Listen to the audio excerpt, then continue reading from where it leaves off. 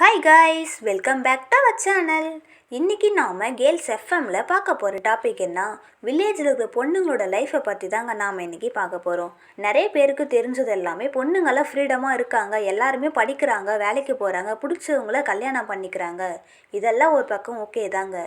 இருந்தாலும் சில பொண்ணுங்க வில்லேஜ் சைடில் ரொம்பவே கஷ்டப்படுறாங்க. பிடிச்சதை படிக்க முடியாமல், ஆசைப்பட்டதை பண்ண முடியாமல் எவ்வளோ பேர் இருக்காங்க. எல்லாருக்கும் மனசு ஒன்று தாங்க. சிட்டி சைடில் இருக்கிற பொண்ணுங்க மாதிரி தான் நம்மளோட வில்லேஜ் சைடில் இருக்கிற பொண்ணுங்களுக்கும் ஆசை, கனவு, லட்சியம் எல்லாமே இருக்குங்க.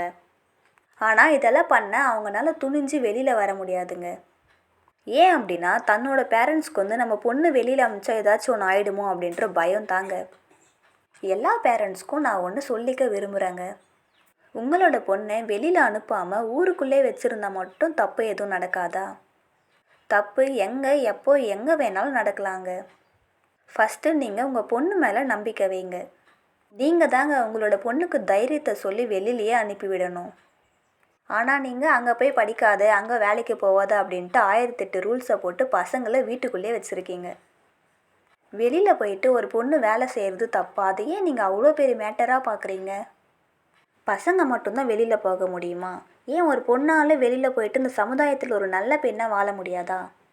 ஃபஸ்ட்டு உங்களுக்குள்ளே இருக்கிற பயத்தை தூக்கி எறிங்க. நம்மளோட பொண்ணு மேலே நம்பிக்கை வச்சு வெளியில் அனுப்புங்க. எல்லா பொண்ணுங்களுக்கும் சொல்கிறது தாங்க, சும்மா ஸ்டேட்டஸில் சிங்கப்பெண்ணேன்னு ஸ்டேட்டஸை போடுறதை விட்டுட்டு நம்ம சிங்கப்பெண்ணாக இருக்கோமா அப்படின்னு சொல்லி யோசிச்சு பாருங்கள். நாம் ஏன் மற்றவங்களோடது எடுத்து ஸ்டேட்டஸ் போடணும்? நம்மளோடது ஏன் மற்றவங்க ஸ்டேட்டஸ் போடக்கூடாது அப்படின்னு திங்க் பண்ணுங்கள். ஒரு பொண்ணு பிறந்துச்சு அப்படின்னாவே படிக்க வைக்கிறாங்க, வேலைக்கு அனுப்புகிறாங்க, கல்யாணம் பண்ணி கொடுக்குறாங்க, அப்புறம் குழந்தை பெற்றுட்டு வீட்டில் இருக்க வேண்டியது தான். இதுதான் காலங்காலமாக நடந்துகிட்ருக்கு.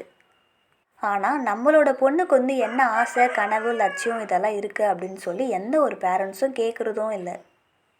கண்டிப்பாக நம்ம பசங்களுக்கும் ஆசை, கனவு எல்லாமே இருக்குங்க. அது என்னன்னு தெரிஞ்சுக்கிட்டு அவங்களுக்கு சப்போர்ட் பண்ணி வழி நடத்துங்க. ஓகே காய்ஸ், உங்களுக்கு வீடியோ பிடிச்சிருந்தா மறக்காமல் லைக் பண்ணுங்கள், ஷேர் பண்ணுங்கள், நம்மளோட கேர்ள்ஸ் எஃப்எம்மை சப்ஸ்கிரைப் பண்ணுங்கள்.